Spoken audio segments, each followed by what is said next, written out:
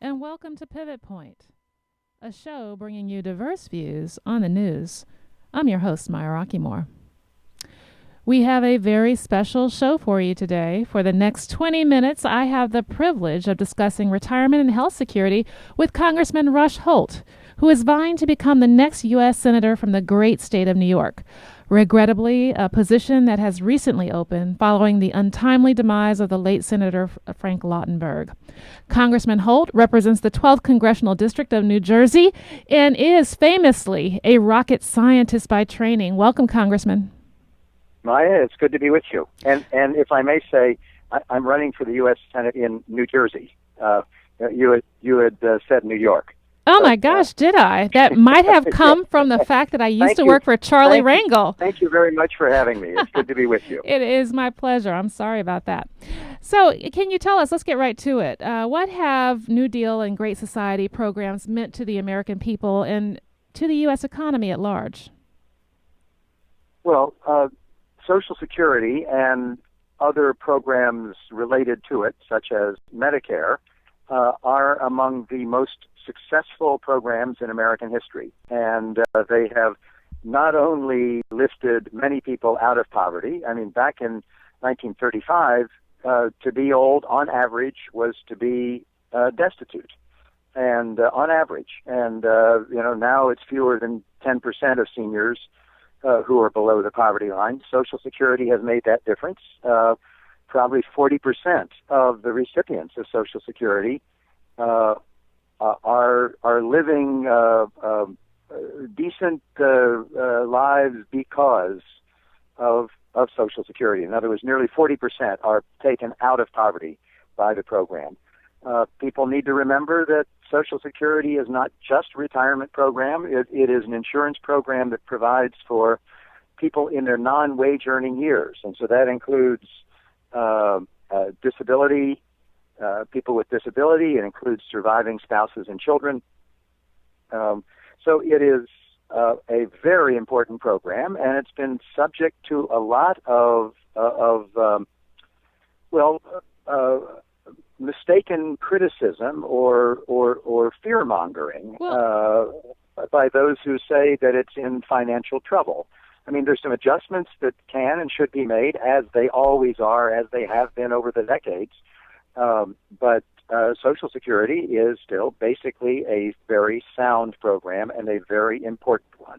It's a program that actually does what it says it's going to do. It provides that income security, just like you said, yet it is under attack.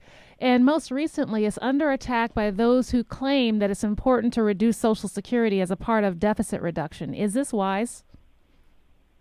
No, it's not only is it not wise, it's unnecessary. Social Security, as I say, is important to kind of the dignified non-wage earning years for many millions of people. And I should point out, the benefits of Social Security extend to much younger people and to the economy at large. Because people don't usually think of Social Security as being a benefit to entrepreneurs, but it is. If you're a young, a 30-year-old or a 40-year-old, and you want to pursue your dreams, start a business, you're much more likely to do it if you're not living in fear of destitution in your old age.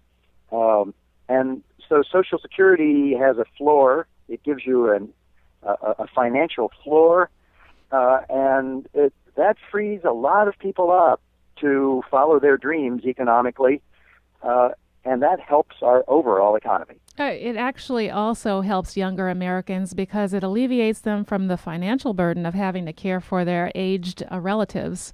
And that too. Or their disabled relatives. So we often miss that point, that it's very important because it increases the standard of living for younger Americans. It also, if you're looking at it on a societal basis from the economic standpoint, it's an important economic stabilizer, particularly for rural communities that depend on Social Security checks coming in the door to sustain businesses. So it really is a large part of our society. Congressman, I noticed that you haven't mentioned Medicare, but Medicare is just as important. Well, at the beginning, I did mention Medicare as one of the programs associated with Social Security. Of course, it came along 30 years later, but it is well accepted, well integrated into the American economy and American life now. Medicare is a health care insurance program that works. It works very well. The only criticism that people make about it is that healthcare costs continue to rise. Well, that's not the fault of Medicare. That's a more general problem that goes across the board in America. And we have to do better to keep healthcare costs under control.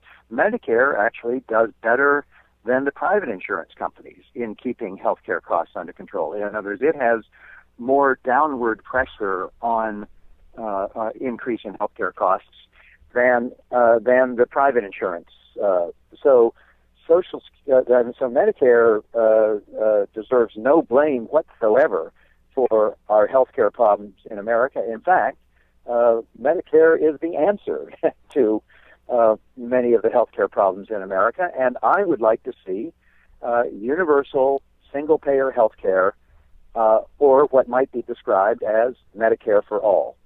And with regard to Social Security, I would like to remove any of the unjustified criticism of Social Security and remove any doubts about the long-term finances of the program by saying people of high income, in other words, millionaires or multimillionaires or billionaires, should pay into Social Security at the same rate as anybody else. We shouldn't give people a free pass. Once they hit the higher incomes, they end up paying less.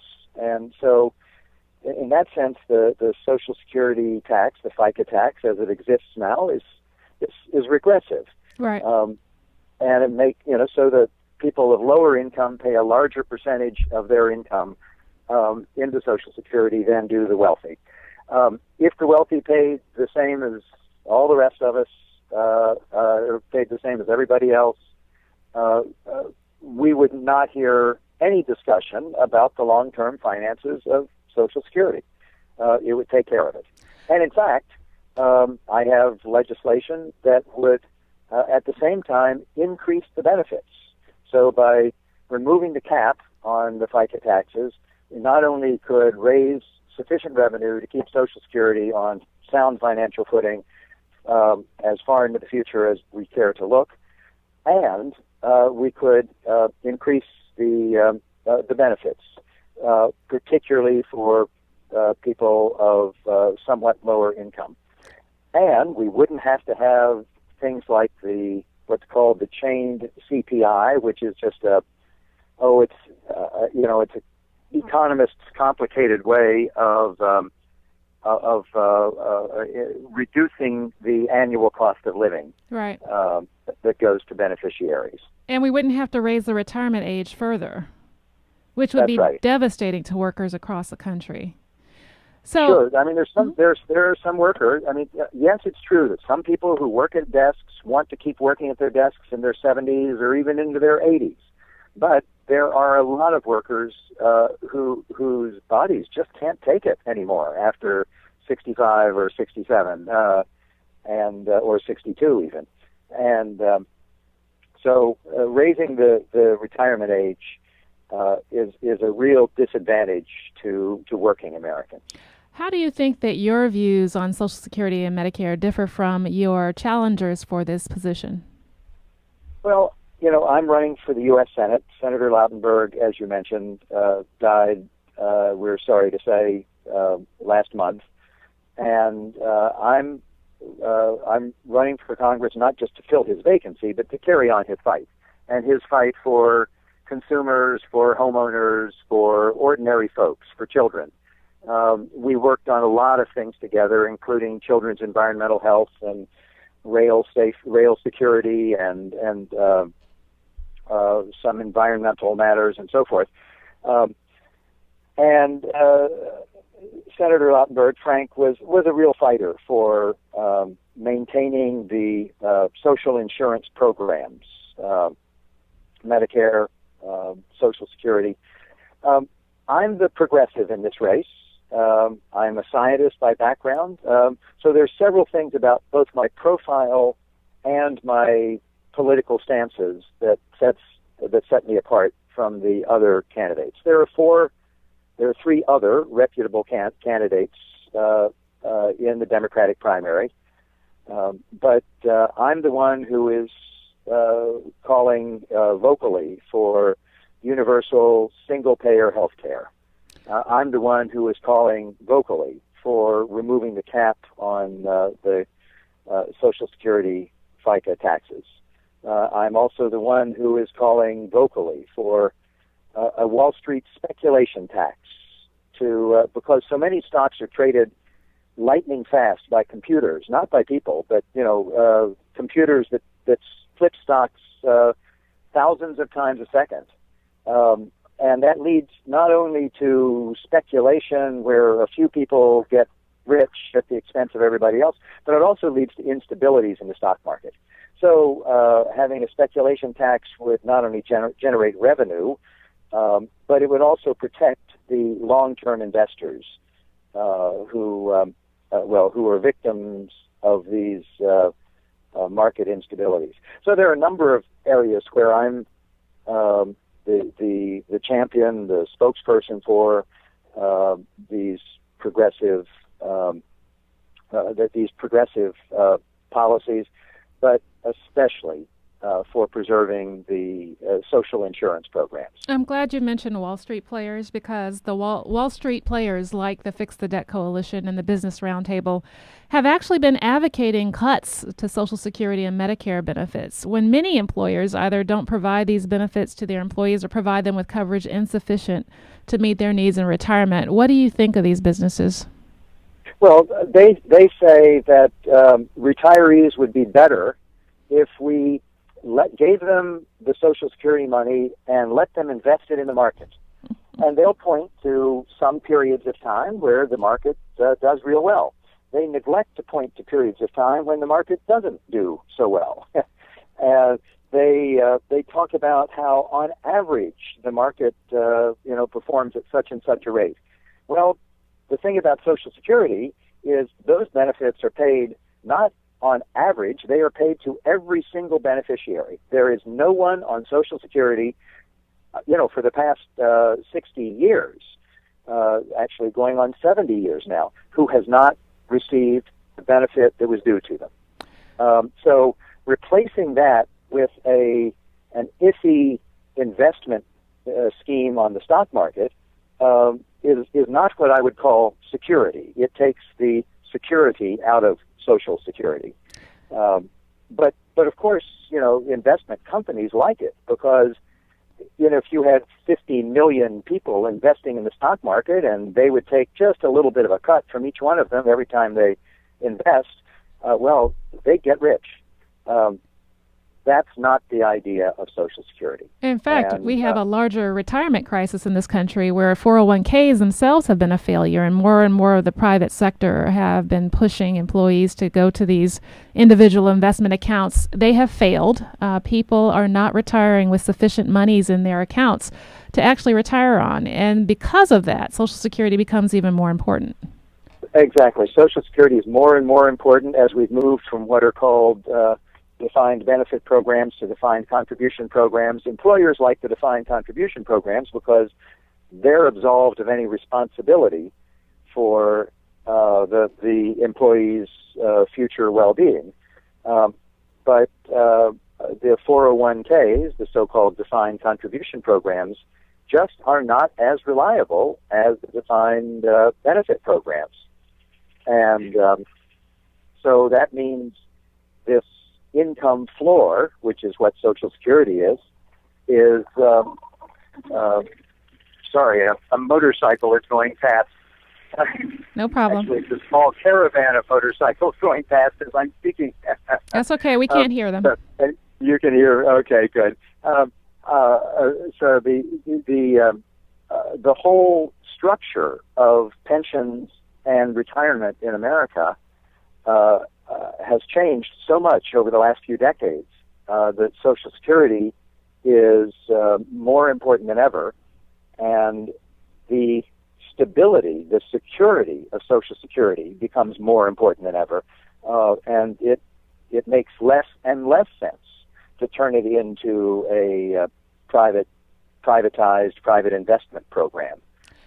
But there are those who still advocate it, and I certainly will continue to not just argue against it, but fight against it. And as I say, if we remove the cap on contributions, it would remove any discussion about the long-term solvency of Social Security. Congressman, you have indicated that you are an advocate of single-payer universal health care, so I've got to ask you, do you think that the Affordable Care Act is a clunker or a game changer in terms of the health and of the American people and the U.S. economy? Well, it's a game changer, but it's not the end-all and be-all. It's not. This is not the promised land in health care and health insurance in America. It's much better because we're bringing nearly 50 million people out of the cold into the healthcare system. We are improving Medicare benefits because, as you know, now Medicare beneficiaries get wellness visits and wellness care, preventive care without any copay. They have better access at lower prices to brand name prescription drugs. There are a number of ways that Medicare is better. There are a number of ways that private insurance is better. As I say, there are tens of millions of people who now, in the coming year, will have coverage. People with pre-existing conditions won't be cut out of any insurance. So the Affordable Care Act, Obamacare, helps in a lot of ways. But it was cobbled together in not the most efficient way. And there will be some growing pains as we transition into it. I said at the time, I say now, a Medicare for all system or a universal single payer system would be better. And I don't doubt that relatively soon, whether it will be 5 years or 10 years, I'm not sure, but relatively soon, we as a nation will realize that it makes sense, that it's high time that we transition to a single payer universal healthcare system. Are there steps that you think that advocates should be taking now to continue to press towards that eventuality? Well, I think we don't want to do anything to undermine the Affordable Care Act. There are lots of people whose health and well-being depends on the smoothest possible transition into Obamacare. So people who criticize it in a destructive way, people who want to repeal it and don't know what they would replace it with, people who want to drag their feet, as some governors are doing, for example, in implementing it, only do a disservice.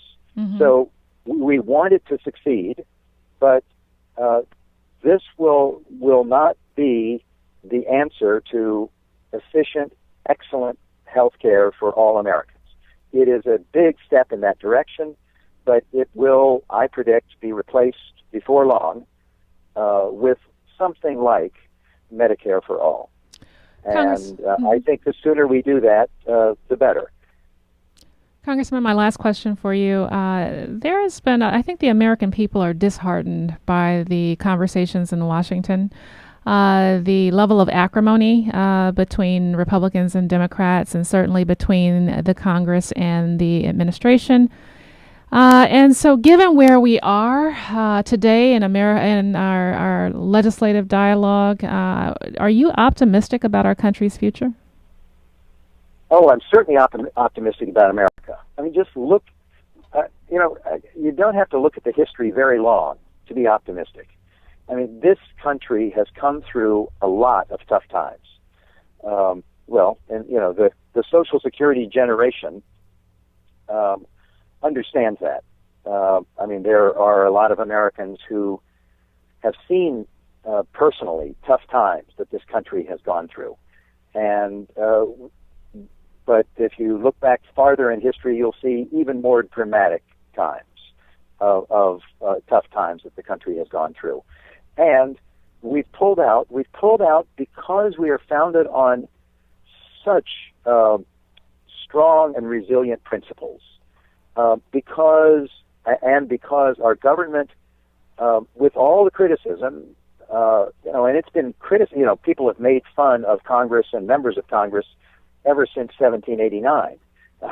But overall, it has functioned well. Despite all of the criticism, all the jokes about members of Congress, and I've heard them all, it is no accident that this country has been successful economically, culturally, educationally. It has prospered, and I should say, and socially. It has prospered. We've expanded the franchise so that more and more people are brought into full citizenship. Women, African Americans, immigrants, and so forth. Over the years, we have brought more and more people into the American family, into full participation. We had to wait, years to bring African Americans in. We had to wait even longer to bring women in to vote. But it's worked. It's worked remarkably well. Well, actually, I can't resist, because we've just had the Supreme Court gut the Voting Rights Act. African Americans are really upset right now because of the train. Are disturbed about Trayvon Martin. Yeah.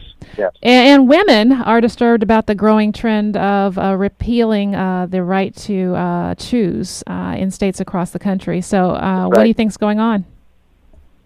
Well, this is we're going through some tough times again, and it's the people who have always put our ship back on track. Right. We had lynchings all through the 19-teens and the 1920s. Emmett Till and so many others were murdered in the civil rights fights of the 1960s. But we have, you have to admit, we have made progress. You cannot feel good about a unarmed teenager being assaulted by what I would call a vigilante. Mm-hmm. I think we can't feel good about a Supreme Court that says, we've made so much progress, we don't even need to pay any attention to race problems in elections in America anymore. That's just wrong. Mm-hmm. Okay. But the fact that we haven't made so much progress that we should throw away the Voting Rights Act doesn't mean we've made no progress at all. Thank you. Yes. So I think that's absolutely right. Thank you, Congressman Rush Holt. Thank you so much. It's good to be with you. Pleasure to have you. Congressman Rush Holt, representing the 12th Congressional District of New Jersey. He is running for the Senate seat left vacant by the late Senator Frank Lautenberg. We'll be right back, right after the break. This is Pivot Point with Maya Rockeymoore, sponsored by the National Committee to Preserve Social Security and Medicare.